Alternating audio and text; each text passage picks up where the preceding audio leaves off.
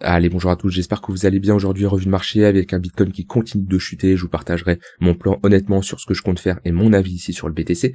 On verra également des trades que j'ai pris sur du court terme, mon plan pour la suite également sur du court terme. Ensuite, on parlera d'Ether, Hype qui prend ici un moins 10%. Est-ce que ça y est, on a un top de marché? On verra tout ça bien entendu. Le marché US comme d'habitude et ensuite 3 actifs que vous pouvez demander d'analyser, ADOC, NBTX et CLSK. Allez, je commence directement par le BTC qui continue ici sa tendance baissière vers des plus bas et des plus bas. On est revenu chercher le niveau de février 2026, les 60 000 $, on peut clairement arrondir, on a été chercher au plus bas 61 000, mais globalement cette zone de support où à chaque fois on a eu une réaction acheteuse immédiate, ici une mèche basse, et à nouveau ici une réaction acheteuse. Là pour le moment on voit qu'on a également une mèche basse. Donc ça nous montre que ce niveau des 60 000, 62 000 $, c'est un niveau qui est plutôt bien défendu par les acheteurs pour le moment. En tout cas, on reste dans une dynamique baissière. C'est pas parce qu'on a un niveau qui est défendu là sur du court terme que automatiquement il y a un bottom qui est posé. Non, c'est beaucoup trop tôt pour parler de bottom. On a quand même liquidé pas mal de monde.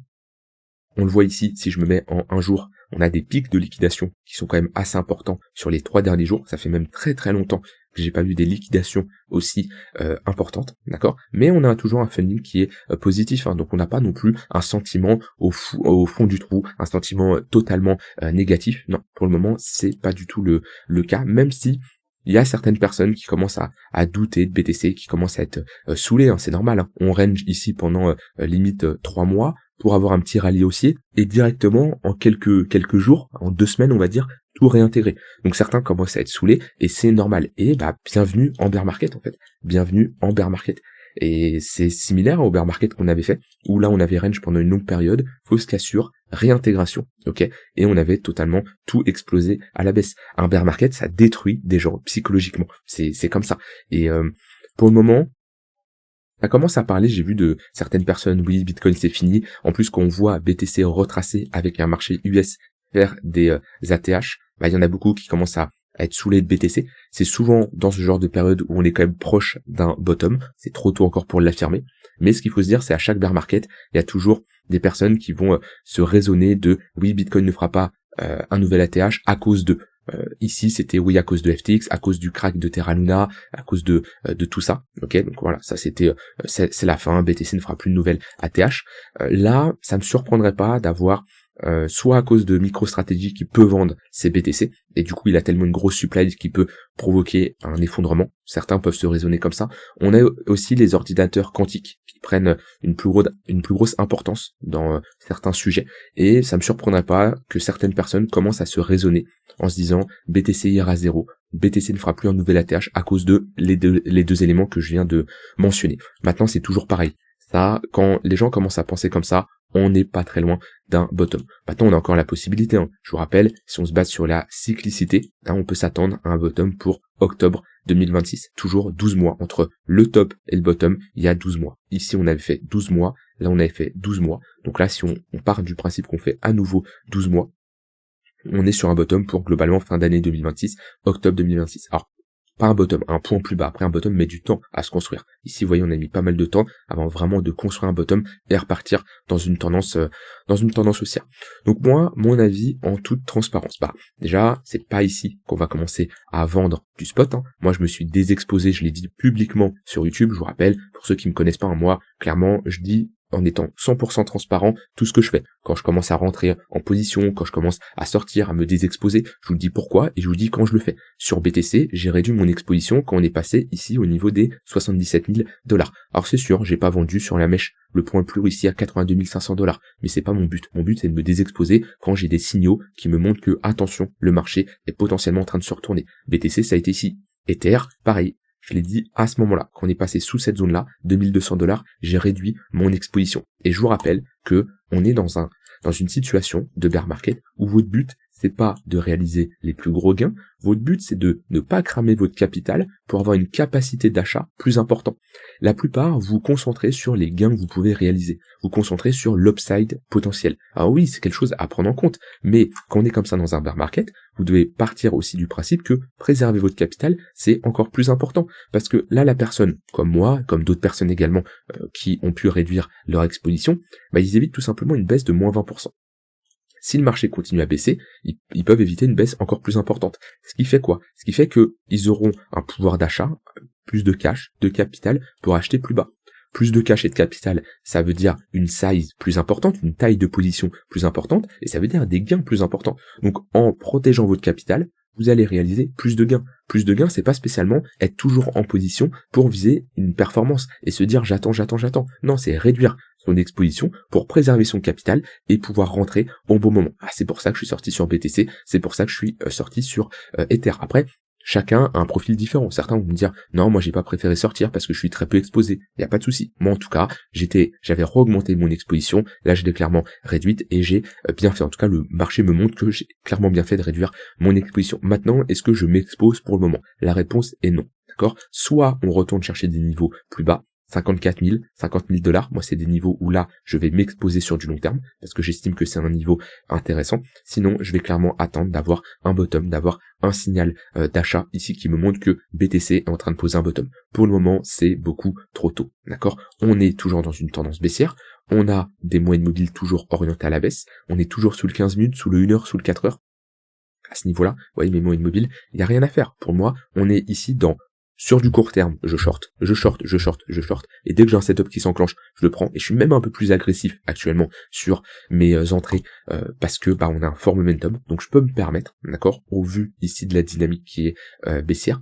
Et sur du long terme, je patiente. D'accord? Je suis toujours bullish. Enfin, quand je dis je suis toujours bullish, ça veut dire que sur du très très très long terme, pour moi c'est toujours intéressant de détenir du BTC. Maintenant, ici, sur du moyen long terme, je préfère patienter. Je ne veux pas m'exposer n'importe comment, parce que si le marché commence à retracer fort, je veux avoir du capital pour acheter plus bas. Et la plupart des gens qui limitent leurs gains en bull market, c'est des personnes qui rentrent sur les mauvaises cryptos, etc. Mais c'est même ceux qui rentrent sur des bonnes cryptos, s'ils sont mal rentrés, une personne qui a immobilisé tout son capital ici, et qui n'a pas pu en profiter sur les 15-20 000 $, et ici, il réalise un gain de 80-100%. Allez, un x2, s'il arrive à vendre en haut, ce qui est très peu probable, donc globalement, il va réaliser un gain de, 50%, d'accord? Une personne qui gère bien son exposition, même si elle rentre un peu haut, elle peut réduire son exposition, prendre une petite perte pour avoir une size plus intéressante plus bas, elle peut réaliser de plus gros gains. Donc là, on est clairement dans, pour moi, cette phase-là, préserver votre capital. Attention à ne pas acheter n'importe quoi, et attention non plus à ne pas trop être exposé. Voilà en tout cas ici mon avis sur le BTC. Maintenant, comme j'ai dit, voilà, sur du court terme, moi je suis clairement ici dans un état d'esprit, je prends des shorts. Dès que j'ai des replis, on n'a même pas encore rebondi dans le 15 minutes. 15 minutes, c'est un niveau que je surveille, 65 200 $, parce que j'ai ici mon tunnel 15 minutes avec un point pivot daily. Hop, je vais zoomer, on va le voir, vous voyez, à ce niveau-là, qui est une très bonne zone si on y va pour prendre un potentiel short. Maintenant, est-ce que le marché va y aller? J'en ai aucune idée. Mon but, quand j'ai une zone qui m'intéresse, c'est pas de me dire si le marché va y aller, c'est quand il y va, surveiller la réaction que j'ai sur cette zone-là. Mon but, c'est pas me dire, tiens, je prends un long ici parce que je pense qu'on va aller là. Non, c'est ici, je prendrai un short si on y va et que j'ai mon setup qui s'enclenche. Parce que c'est une zone où j'ai des probabilités d'avoir une réaction vendeuse. Je vais constater cette réaction vendeuse et si j'ai cette réaction vendeuse, je prendrai un trade. Parce que j'ai des statistiques, j'ai des années d'expérience avec ce type de trading, ce genre de méthode, d'accord? Et ça me permet de savoir que si on y va, j'ai de fortes convictions d'avoir un trade qui se passe plutôt bien, d'accord? Alors ça veut pas dire un trade qui a 80-90% de chances de réussite, mais c'est un trade que si je le prends sur un grand nombre d'échantillons, c'est-à-dire si ce type de setup je le prends sur un trade, je peux avoir un trade perdant. Il y a toujours une part de variance. C'est comme ça. C'est comme jouer à pile ou face. C'est toujours aléatoire. Par contre, j'aime pas l'exemple de pile ou face parce que c'est toujours du hasard. C'est comme jouer au poker, ok, sur une seule main, ok, il y a toujours une part de hasard. Par contre, si vous êtes bon, sur 50, 100, 200 trades, ou 50, 100, 200 mains de poker, là, la chance va disparaître au fur et à mesure du temps, d'accord? Ça sera moins le hasard, mais ça sera votre capacité à bien jouer ou à prendre un bon trade. Ça, c'est vraiment important de le comprendre. On juge jamais le résultat d'un trade, ça veut rien dire. Par contre, sur 50, 100, 200 trades, là oui, c'est beaucoup plus intéressant. Donc voilà en tout cas mon avis sur le BTC. Court terme, je prends toujours des shorts, ok? Pour le moment, on est en dessous des moyennes mobiles. Même si on est sur des niveaux de support, on voit celui-là, il a un peu tenu, on l'a cassé. Celui-là, il est en train de tenir, c'est normal, on l'a vu. On est ici sur des niveaux très bas. Pour le moment, en tout cas, je préfère prendre des shorts et sur du moyen long terme, patienter de mon côté. J'ai d'ailleurs pris un short ici sur le BTC tout à l'heure, où on est revenu chercher ici le tunnel 3 minutes qui fait office de résistance depuis un long moment. Ici on a consolidé, on est repassé en dessous, on a rejeté une fois, une deuxième fois. À ce niveau-là, il y a eu un rejet, mais j'étais pas devant les écrans à ce moment-là. Dans tous les cas, j'aurais pas eu de setup qui se serait exécuté, parce que j'ai pas eu ici une réaction vendeuse comme j'aime bien en avoir une. Et à ce niveau-là, on est revenu rechercher. Ok, j'ai eu une première réaction vendeuse à ce niveau-là, avec cette mèche haute, mais j'ai clairement préféré prendre celle-ci, avec ce ravalement baissier, où on englobe ici cette bougie. Quand je regarde en 5 minutes, on a même un M-top, donc j'ai clairement une bonne confirmation. Stop loss au-dessus du plus haut.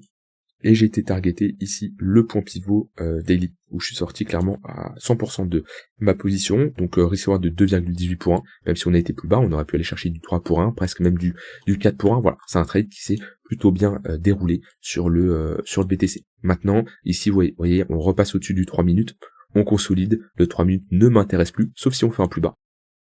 Si on fait quelque chose comme ça, ici j'ai un 3 minutes, qui accélère à la baisse et j'ai à nouveau un repli, là oui je pourrais prendre un short dedans, sinon pour le moment il ne m'intéresse plus. Celui qui m'intéresse c'est le tunnel 15 minutes, à ce niveau-là, en pivot daily, tunnel 15 minutes, très bonne zone de localisation pour prendre un short. Donc ça c'est mon trade sur le BTC, et hier j'ai pris un long sur Hype. Donc vous voyez ici, cas simple, tendance baissière, je prends des shorts, et hier, cas également simple sur Hype, tendance haussière, je prends des longs.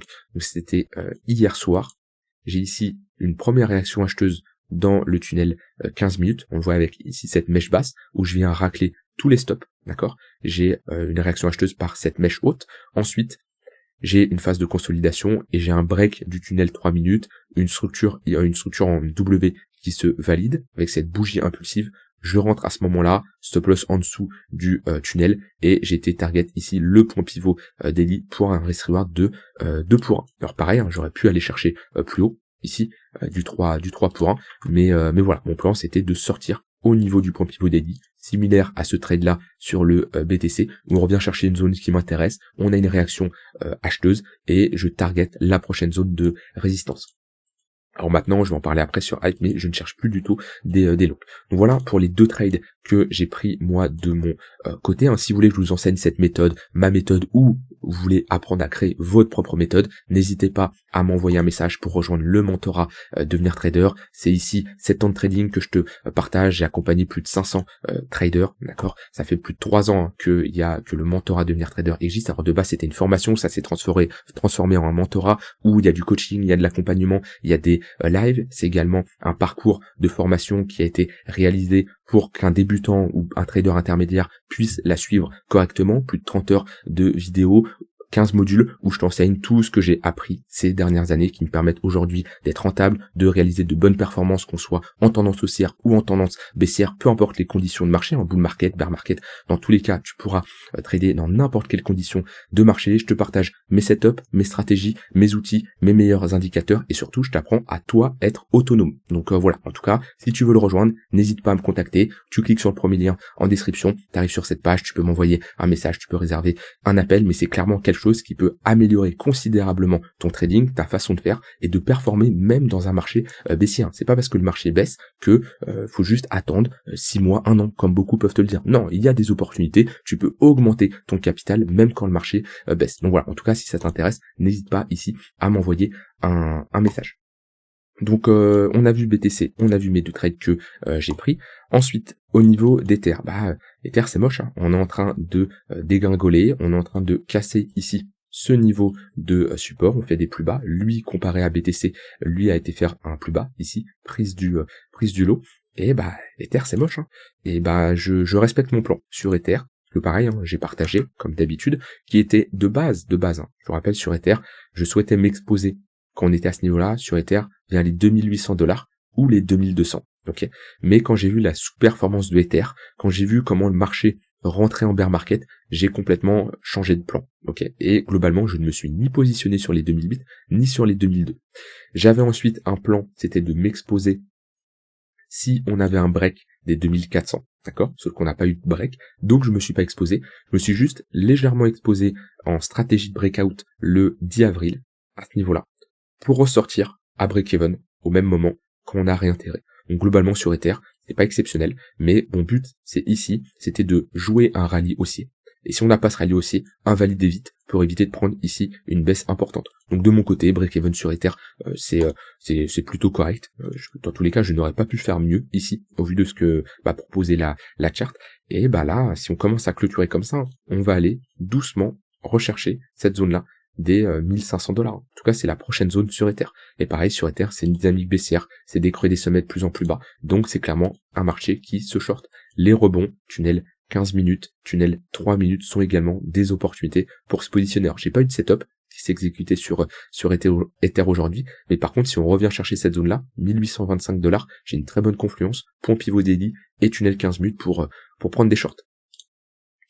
Ensuite, analyse ici de Hyperliquid. Alors, top de marché ou pas? Je sais qu'il y en a beaucoup qui aimeraient avoir un top de marché parce que certes, énormément ne sont pas positionnés sur Hyperliquid et aimeraient se positionner parce qu'on a en fait, on est reparti en V-bottom, littéralement. On a retesté quand même ce V-bottom ici, mais très rapide, laissant peu de place pour se positionner. Puis après, on est parti to the moon. Maintenant, on a un bon dump aujourd'hui, moins 10%. Alors, est-ce qu'on est sur un top de marché? Alors, en H4, oui, ça c'est une structure de retournement. Ici, il y a une théorie qui dit que quand le marché vous sourit, c'est qu'il veut prendre votre argent. On voit bien le sourire ici, sommet creux, sommet plus bas que le précédent, break à ce niveau-là. Pour le moment, on est en train de retester la ligne de coup, on n'arrive pas à la réintégrer. Donc, on a un top H4. Attention, un top H4, c'est pas ça qui nous inverse toute cette tendance haussière sur du long terme, là, depuis 2026. Non, absolument pas. Ça sera sûrement un top H4 qui, si on veut faire un top plus long terme, on va retester ce top pour réaliser une plus grosse structure. C'est tout à fait logique. Un top long terme, c'est avant tout un top moyen terme, qui est avant tout un top court terme. Maintenant, la question, c'est est-ce que ce top qu'on est en train de constituer va se transformer en top moyen terme et en top long terme? Pour le moment, on est toujours au-dessus des moyennes mobiles, au-dessus du 4 heures. Le 1 heure, on glisse un peu en dessous, à voir si on arrive à le réintégrer. Hop là, j'enlève ça, à voir si on arrive à le réintégrer. Mais en tout cas, vous voyez que le 15 minutes et le 1 heure qui nous lidaient bien la tendance depuis un moment, il y a clairement un affaiblissement. On repasse clairement sous le 1 heure, enfin, on a légèrement clôturé en dessous. Si on fait un nouveau plus bas ou si on rejette ici, ça sera confirmé qu'on repasse, qu'on passe en dessous. Donc on a une inversion, ok. On n'inverse pas le tunnel 4 heures, le tunnel daily, donc le long terme reste intact. Maintenant, il y a deux grosses zones à surveiller sur Hyperliquid au cas où on réintègre plus bas, enfin au cas où on va plus bas. Il y a ici cette zone-là, des 63, 64 $, qui est tout simplement ce précédent sommet. Okay, on voit qu'on est passé au-dessus, qu'on a flip ce niveau de résistance en support et qu'on est parti ensuite en tendance haussière. Et également, moi je surveille ici la confluence point pivot weekly, point pivot mensuel, au niveau des 61 $. Si on vient avec le 4 heures qui est aligné, on a une très bonne zone de localisation ici.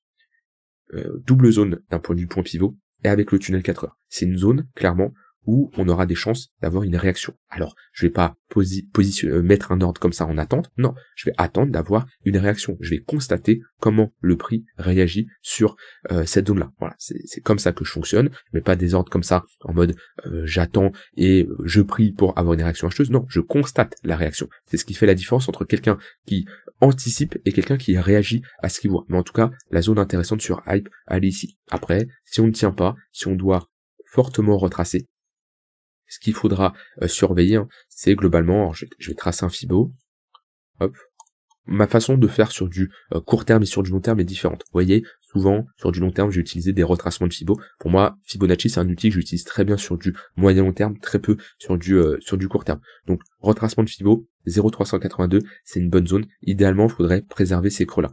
Ces creux-là, si on commence à passer en dessous, on aurait une inversion de notre dynamique, réintégration de l'ATH, on casserait ces creux-là qui sont des creux de plus en plus haut, donc on inverserait notre dynamique, ça serait pas terrible. Donc ici, il y a un long qui peut se prendre. Par contre, si on perd ce niveau-là, on peut s'attendre à un retracement plus important, revenir chercher les 45 $, voire les 0,58 de Fibo, ou clairement la prochaine zone pour moi après elle est ici.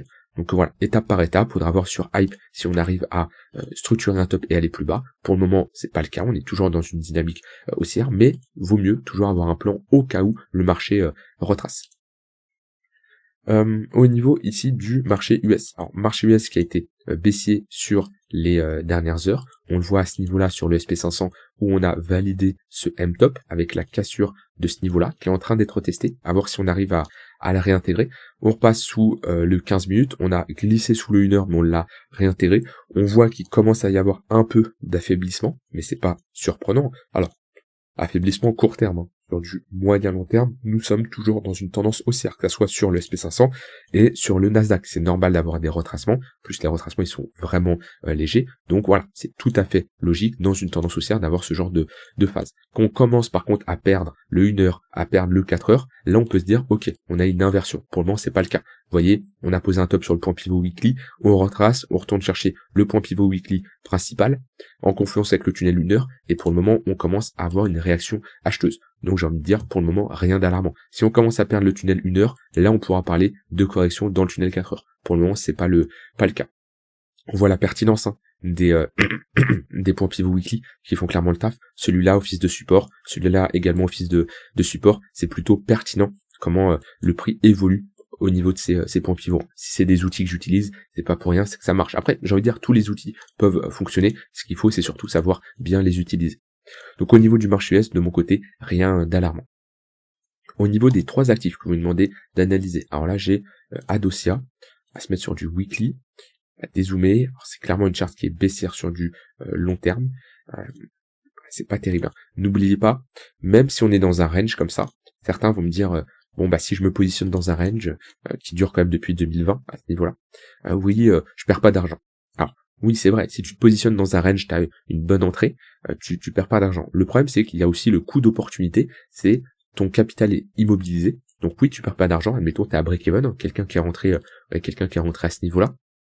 Globalement, il est toujours à break-even, 3-4 ans après, mais la question c'est, bah, ce capital, il aurait pu être investi ailleurs pour générer de meilleurs rendements. C'est quelque chose qu'il ne faut pas oublier. Donc là, clairement, des fois, c'est pas le meilleur raisonnement à avoir en se disant, bah, je suis toujours à break-even. Alors, si t'es à break-even 2 jours après, bon, bah, ça va. Si t'es à break-even 6 ans après, bah, il y a d'autres actifs qui vont performer. Alors, si t'es à break-even 6 ans après et qu'il y a tout qui a dégringolé, le marché US qui a pris à moins 30%, BTC à moins 50%, ah oui, c'est une bonne opération. Maintenant, si tout a doublé, non, clairement pas.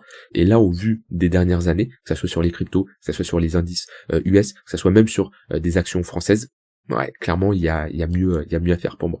Maintenant, où est-ce qu'on en est? Ici, on retourne chercher une extrémité basse où à chaque fois, on a eu une réaction acheteuse. Là, on a eu une structure en W. Là, on a eu pas la meilleure structure en W, mais une réaction quand même acheteuse. Donc, à chaque fois qu'on retourne chercher cette zone-là, les 4 $, on a une réaction acheteuse. Le problème, c'est que pour le moment, on n'en a aucune. C'est une tendance baissière avec ici sommet, creux, sommet plus bas que le précédent, creux plus bas que le précédent. Ça ressemble fortement ici à la charte du BTC, mine de rien. Le top qui se fait en octobre, la phase de consolidation ici, le break, ici petit rallye haussier pour poser un top, mais dans tous les cas ici charte baissière. On le voit bien. Donc la meilleure chose que moi je ferais ici, c'est d'attendre d'avoir un marché qui se pose. Au moins qui trouve, vous voyez, une latéralisation, comme on a eu ici, et après qui casse vers le haut. Alors des fois on peut casser fort et ne pas laisser l'opportunité de se positionner, c'est le risque, mais vous voyez là on a une cassure, un pullback, là c'est plutôt intéressant. Mais globalement, ouais, j'attendrai clairement une structure. Faut pas oublier qu'on est précédé par une dynamique baissière, ok, donc on est dans un gros range ici, et soit on attend un gros breakout, mais vous n'avez pas l'entrée la plus intéressante, il faut attendre au moins un x2, x3, soit on se positionne sur une extrémité basse avec une réaction acheteuse. Bien sûr, en validation sous le plus bas. Si on commence à sortir de ce range par le bas, c'est pour clairement aller chercher des niveaux plus bas, partir ici en all-time low, et vaut mieux pas holder une position comme ça. NBTX, Nanobiotics, alors, on est clairement ici dans en découverte de prix, for momentum, une charte qui est verticale. Sur une charte qui est verticale, on ne se positionne jamais n'importe comment, parce que le risque, c'est, tant que la charte est verticale, certains vont dire, oui, mais ça va faire des plus hauts, ça va faire des plus hauts, mais il y a un moment, ça va peut-être être ici, on va faire ça, peut-être ça va être plus haut, on va faire ça, mais à un moment, on va poser un top de marché. On peut jamais anticiper quand va être le top de marché, mais le but, c'est pas de se positionner n'importe comment sur une charte verticale pour le regretter après. En général, un investisseur professionnel attend des retracements importants, au moins 0,382 de Fibo. 0,382, c'est toujours déjà un retracement intéressant. Souvent, on est ici sur un moins 30%. Voilà, ça offre une opportunité plus intéressante que se positionner sur une charte qui est verticale. Si je mets des moyens mobiles, on peut chercher des confluences. Ici, on a une confluence tunnel 4 heures, un peu plus bas. Bon, c'est pas la meilleure confluence, je préfère un 0,382 avec un tunnel daily. C'est déjà plus intéressant. Là, on a fait quoi? on est revenu même pas chercher les 0,382, et là ils sont où? Là on est pile poil dessus. Donc là on est pareil sur un niveau intéressant. Après on peut zoomer sur du daily, chercher une réaction acheteuse. Pour le moment elle n'a pas lieu. Maintenant attention, tant que les 0,382 tiennent, on peut se dire que la tendance reste intacte. Le jour où on perd les 0,382, l'objectif c'est clairement les 0,118. Donc déjà, ça fait un bon retracement. Ici on est sur un moins 40%. Maintenant la trend reste haussière, hein. Nous faisons toujours des creux et des sommets de plus en plus haut. On le voit bien, sommet, creux, creux, sommet, creux, sommet, creux. Pour le moment, on est dans une dynamique haussière. Les moyennes mobiles ici, je vais faire ça, hop. Les moyennes mobiles ici sont orientées à la hausse, le 4 heures au-dessus du daily, le daily au-dessus du 3 jours, donc tout nous pousse ici à faire de la continuation de tendance. Maintenant, le meilleur conseil que je peux vous donner, c'est d'avoir une invalidation dans ce type de trade. Parce que le jour où on pose un top, on peut rapidement retracer. Là, on voit, on a fait quand même ici un moins 80%. Moins 80% sur des niveaux aussi hauts, ça reste moins 80%, mais ça fait quand même mal au capital. Donc voilà, pas de souci de faire de la continuation de tendance là-dessus. Vaut mieux se positionner sur une charte comme ça que une charte qu'on a vue juste avant, là, qui est range depuis un long moment, mais pas n'importe comment, avec une invalidation au cas où on a un retournement. Et bien sûr, une invalidation qui est logique. Mettez pas un stop loss pour mettre un stop loss. Un stop loss, c'est sur un niveau stratégique. Et ici, CLSK. CLSK, c'est pareil, hein, comme on a vu avec Adox, c'est un range qui dure depuis un long moment. On est ici dans un petit range, et si je me mets en monthly, dans un gros range. Voilà, on le voit bien. Il y a deux setups en moi que je surveille quand j'ai ce genre de chart. C'est soit je me positionne sur l'extrémité basse, comme on a eu ici, avec des structures en W, des réactions acheteuses, à ce niveau-là, soit j'attends le breakout de ce niveau, et le pullback. C'est les deux seuls setups, moi, que j'utilise dans ce genre de configuration de marché, parce que je vais pas me positionner sur un niveau de résistance ici. J'aime pas me positionner sur le milieu de range, et je dois avoir une bonne entrée qui me permet d'avoir une invalidation qui est claire. À partir du moment où je me positionne sur une extrémité basse, mon invalidation elle est claire. Si on fait un plus bas, si on sort de ce range à la baisse, je sors. Je ne veux pas hold une position qui casse un range par le bas. Si on a un breakout comme ça, et qu'on a une réintégration, je sors également, parce que je ne veux pas rester long sur une charte qui réintègre un range. Donc ça me permet, ce type de setup d'entrée, d'avoir une invalidation qui est claire, qui est simple. D'accord? Maintenant, quelqu'un qui se positionne n'importe comment, là, si je me positionne là, elle est où mon invalidation? C'est délicat, pardon. Si elle est en dessous, je vais pas avoir un reward intéressant. Pas du tout. Ou alors, faut que j'ai un TP ici, vraiment important. Si je rentre ici, avec un stop loss là, faut que j'ai vraiment un TP très haut. C'est pas impossible d'avoir ce genre de setup, mais moi, c'est pas le type de setup que j'aime bien. Je préfère avoir une entrée, c'est basse, une invalidation claire, et au moins déjà avoir un TP encore à l'intérieur du range. Comme ça, je me paye sans anticiper la cassure de ce range. Voilà globalement, pareil, ce que je surveillerai ici sur CLSK. J'ai terminé avec ces actifs-là, n'hésitez pas à m'en donner d'autres si vous voulez. On a fait tout le tour, soyez prudents ici, au vu de la volatilité qu'il peut y avoir. Formez-vous vraiment dans ce genre de période, ça va clairement vous tirer vers le haut, prendre de meilleures décisions et faire fructifier votre capital pendant que la plupart des gens, eux, sont en train de le cramer. Vous avez toutes les infos en cliquant sur le premier lien en description. Je vous souhaite une très bonne soirée et je vous dis à demain pour une prochaine vidéo. Bye bye.